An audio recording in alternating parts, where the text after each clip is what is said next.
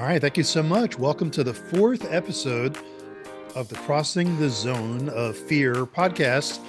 My name is Fred Diamond. I'm the co-founder of the Institute for Excellence in Sales and the host and the producer of the Sales Game Changers podcast, publishing these 7 episodes as a special series within Sales Game Changers, and it's also its own 7 series as well. I'm with John Knotts.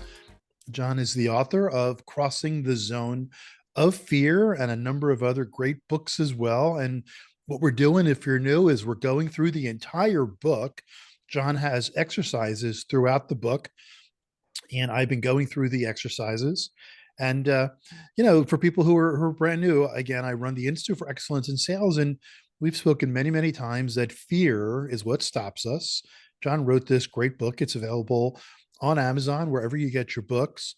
And we're talking, John, about how to really live your best life, not just as a sales or business professional, but we talk about relationships in this chapter. We talk about your health. And a lot of what we talk about is what fear stops you.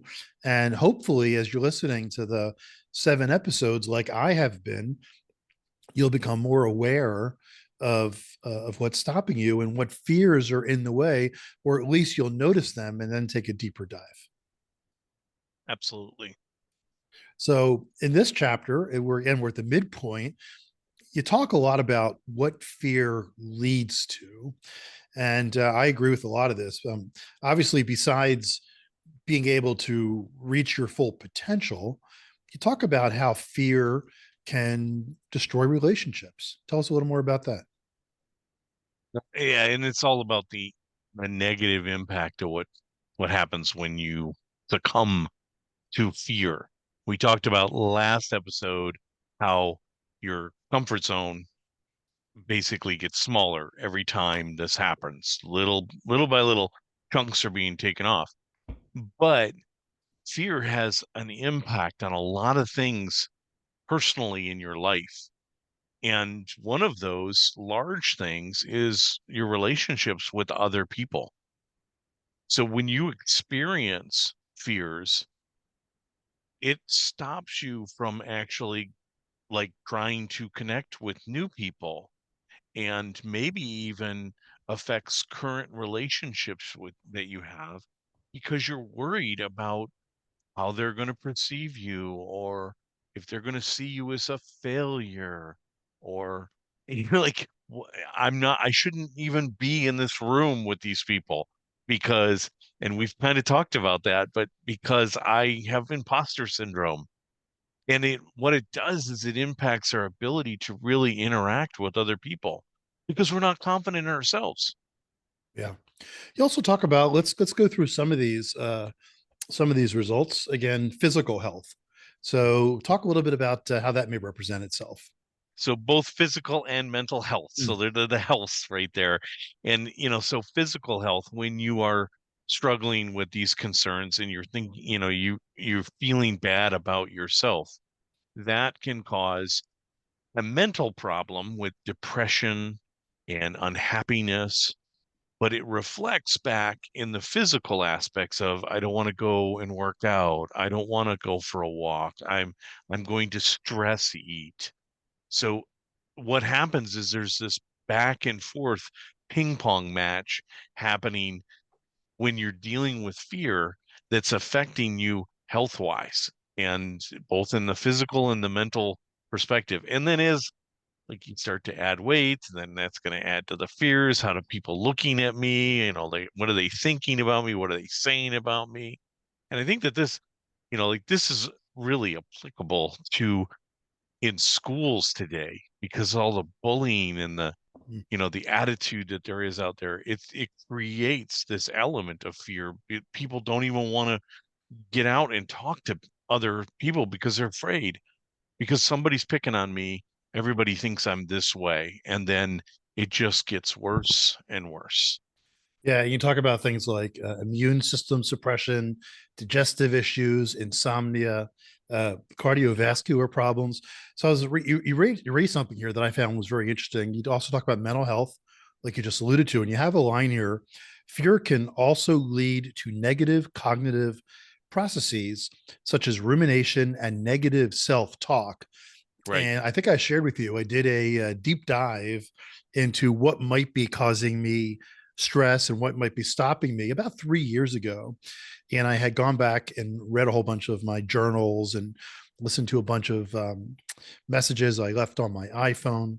And I noticed one of the things was that my self talk was really really repressive. And the example I would use is I would say, "Hey, you just got IBM as a customer today. How come you didn't get Microsoft and Oracle? What's wrong with you for not getting Microsoft and Oracle?" As compared to, "Hey, congratulations, you just got IBM. What do we need to do to get Microsoft and Oracle?" Right. And I was reading all these journals time and time again. And I was saying this to myself. And I was like, that ain't good. And a good friend of mine who's a coach, I shared this with her. And she said, "Fred," she said, "you don't talk to me that way. You don't talk to," she listed like 5 or 6 people. "You don't talk to other people that way. Why do you talk to yourself that way?" And since then, I've shifted how I have self talked or how I've spoken to myself. So I've shifted to, "Hey, you got IBM. What do you got to do to get Microsoft and Oracle?" You want to touch on that for a second? Yeah, that's, I mean, well, so it's a great example that inwardly, and we we have to convince ourselves of the lie, the Mm, false evidence. We have to convince ourselves of that before anybody else is going to believe us. So we're always telling ourselves the lie. I mm, It's funny because I've caught myself like doing something stupid. I'll give you an example. yeah. I went to place an order online for some food that I was going to pick up at this local Mediterranean restaurant that's like 15 minutes from here. I went and I placed the order online and I accidentally placed it at the store that's like 45 minutes from here. Mm, Now it's on the same road, mm, but it's way south of where this other place was.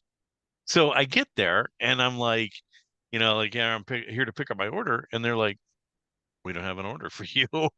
And I was like, okay. And so I started checking it and I was like, oh, geez, I placed it over there. So I called them. They were able to cancel it. I was like, oh, that's so good. And I replaced the order and it took longer. As I'm driving home, this is the kicker. As I'm driving home, I started to create the lie that I was going to tell my wife about what happened that they caused. mm. And I, wait a minute, like it's like, whap, hit me right in the face. I'm like, what are you doing? Like, oh my God. And I was like, no, and why was I doing that? Because I was afraid that she was going to think I was stupid or, Yeah. I thought I was stupid. It was a mistake and it was silly because now when you go to the website, Yeah. they're very clear about saying you are Oh, ordering from this. So obviously I wasn't the only person that had this problem, but it's funny because we create these stories first in ourselves so that we can share them with others, so that we can downplay the fear that we have. And like if I had told my wife like this story, I would have felt terrible. I just terrible about myself because integrity is like really big with me and I would have been going against my values. So what do you think inside? Like I'm going to be upset stomach. It's going to be eating at me. I'm not going to sleep well, and then that's going to affect other things. I mean, it's just like it's rolling down the hill. one of the things I've gotten from reading the book, again, this is the fourth of 7 episodes that we're going to be going through John Knotz's Crossing the Zone of Fear. And as you may recall, people who are listening, I had a specific fear in the very first episode that I addressed after starting to read the book. And the thing that occurred to me was, and this goes back to your story, the reality is you went to the wrong restaurant. You made a mistake on the app or whatever it Well, is. I ordered from the wrong restaurant. You ordered I from the went to the wrong right restaurant. one. Okay, you went to the right one, but you ordered from the wrong restaurant. That's it. But you started putting all the story into it, right? Your wife's going to be upset. Why were you away? Don't you know how to follow instructions? Whatever it might be. You're How an dumb are educated, you? all those things that we don't want to live in that space. And those of us who, are married or have been married, a lot of times you live. But the reality is, all you did is you went to the wrong place to pick up your food, right? Hmm. That was it. Nothing else. You placed an order for the different place, and you went to the wrong place, which meant longer time to get there, whatever. The same thing with the fear that I had that I was addressing in the very beginning. This was a particular fear. I'm not going to go into what it was, but it was something that was holding me back in a business relationship. And the reality was the truth was not going to change. You know, the truth of the particular thing I was fearful of addressing wasn't going to change. It was what it was. It was my unwillingness to acknowledge it. Well, once I acknowledged it, it kind of just went away. It wasn't a big deal. It was a reality. And as we're kind of going through a lot of this, the one thing I want to ask you is, as I'm going through this chapter, again, we have a lot of salespeople who listen to the Sales Game Changers podcast, and sometimes, probably frequently, let's say you're in sales and you didn't reach your number, right? Let's say your number was a 100,000 this month, and let's say you reached 80,000, right? And that's not good. That means that your boss is going to have to report a different number to his boss. So let's say you make up all these excuses. You're scared to death of going into the team meeting because you're going to get Hmm. your team is going to see that you failed. Your boss is going to wonder what you did wrong. And the reality is, you just, whatever happened. You didn't make as many phone calls. You didn't ask customers for the business. A customer said they're going to have to wait them, whatever it is. There's a whole It is bunch what of it is. is what it is. So, you live in the space of fear, and maybe you do have a boss who will chide you in front of the rest of the team. It's like, what's wrong? And there are bosses like that. And then all these ramifications happen if you don't want to work for someone like that. Now, maybe you'll realize, okay, I didn't reach my number. What do I got to do next month? What am I missing? Do I understand the products? Am I prospecting to the right people? There's a lot of legitimate, right, reasons Hmm. Right. on why it's not good for you to reach your number. But in a supportive organization, the boss will realize that and either call you on what you didn't do right or coach you on what you didn't do right. Right.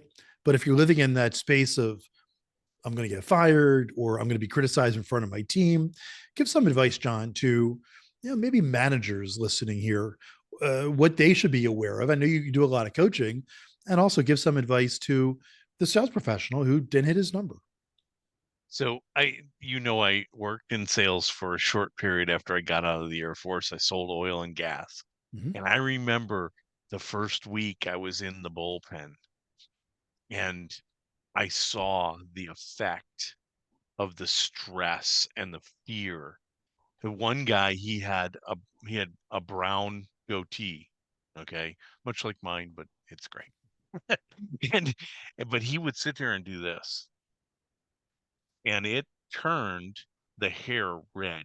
He did it all day long, nervous twitch, Wow. just focusing on this. I would watch this one guy popping Tums Mm. like they were candy to deal with his upset stomach. Now, if you're a manager of these people, Yeah. you need to pay attention to like what the environment you're creating is causing. And if you haven't taken the time to read the book and to look at this chapter on the what causes or what fear causes, then you'll never know. You'll never be empathetic to it, and which is silly because a lot of sales managers were in those shoes and they Yeah. they figured it all out and they got good enough and they got promoted. And this is just like any other career field out there Yeah. where you do a good job, you get promoted, and then you expect everybody to operate at your level. Yeah. And you don't remember what it was like to actually start out and struggle. So, like it's an opportunity to step back and to Yeah. really, examine what can I do? Yeah. Yeah. So at the end of every chapter, John has some questions for you to answer. So in this particular chapter, I'm on page 46. For those of you who are following along, John says, based on the material from this chapter, How are your professional fears holding you back in life and business? And we talked a lot about professional fears in chapter in previous episode: fear of rejection, fear of failure, fear of success. So I wrote, well, they are stopping me from reaching my full potential and from growing my business to what it can grow to. It's also stopping me from giving value to people who who uh, I can't even read my own writing. Maybe that's a fear. Stopping me from really having true relationships with the people you want to have true relationships with. That you said before the example of, not wanting to tell your wife, creating this lie. Well, a lot of Mm-hmm. times we've created things like that, little white lies, if you will, that come back to haunt us. And in retrospect, did it make sense just to say, hey, honey, I went to the wrong place? That's it. I went to the It wrong was place. so much simpler when I did that, So when I just that's the decided reality. to do that.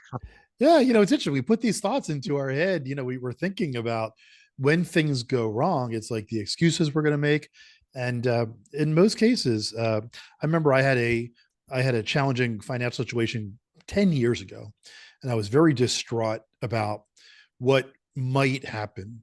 And it was a legal case. Someone brought a very small suit against me for some property, and we eventually came to an agreement. But I remember I called a friend of mine who, or actually more of an associate who deals in the space of mindset for things like that. Let's just say, and I was very distraught. And I told him the situation, and he said, "Okay, well, you had a contract, and you're going to have to pay what you owed on the contract, and it's probably going to cost you more money than you want to spend."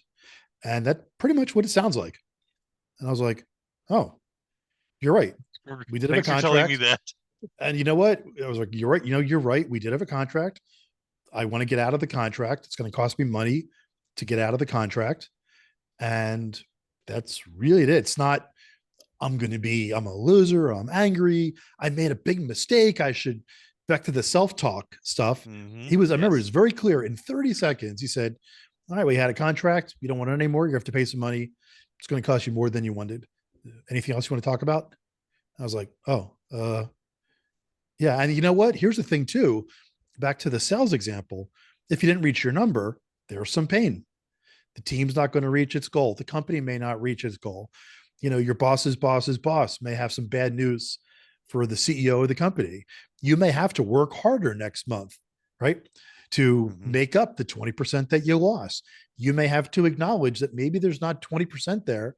You're going to get paid less, right? We got to be accountable for these Right. things. I mean, your example too. Okay, your wife was hungry. You got to be accountable for for her waiting an extra half an hour to get her dinner. And Then you it's funny ask, because I actually explained it to her. I told her this is what I was doing. And she's like, why would you think that you needed to do that? And I'm like, that's what ah, false evidence appearing okay, real mean. yes, it goes back to the thing I was saying before: is a lot of times that what we fear, it's a fact, and may or may not be there. And once you address it, in most cases, it's gone. I told you the fear I had on episode one, I don't even think about it anymore. It was addressed, it was tackled.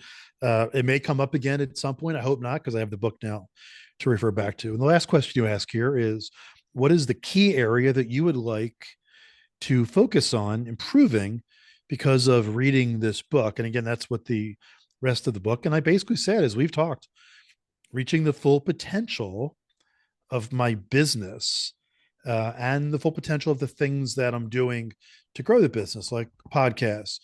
We have a bunch of new programs that we're implementing. We're trying to go bigger with some companies. So we're thinking bigger and larger.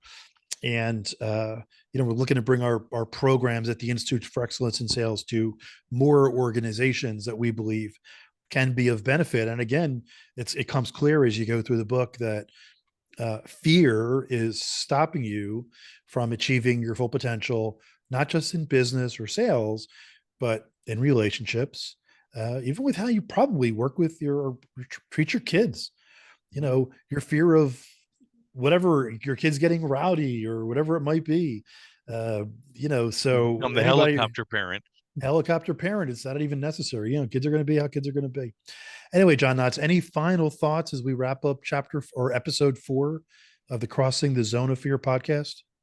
I think that, really in the last piece of this chapter, it talks about what are we really talking about is your overall well-being.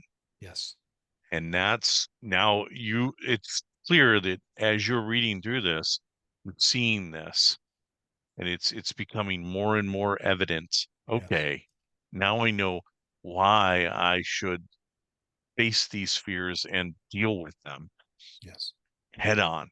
Yep. Face them and you grow. All right. My name is Fred Diamond. Talking to John Knotts. We will see you next week on the Crossing the Zone of Fear podcast.